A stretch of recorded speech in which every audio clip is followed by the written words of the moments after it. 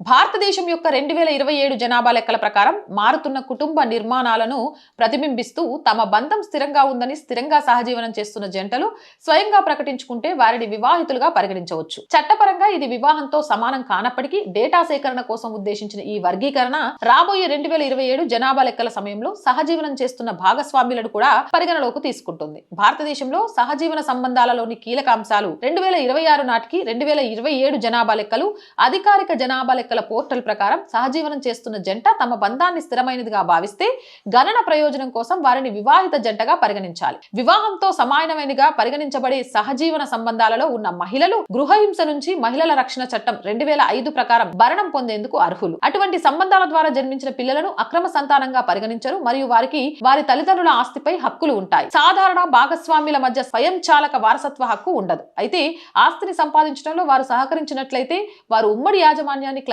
చేయవచ్చు. జనాభా లెక్కలలో సహజీవనం చేసే భాగస్వామ్యులను చేర్చాలనే ఈ మార్పు యొక్క ఉద్దేశం ఆధునిక భారతీయ కుటుంబాల వాస్తవాలను మరింత మెరుగు గ్రహించడమే తప్ప కొత్త చట్టబద్ధమైన వివాహ హోదాను సృష్టించడం కాదు అంటున్నారు.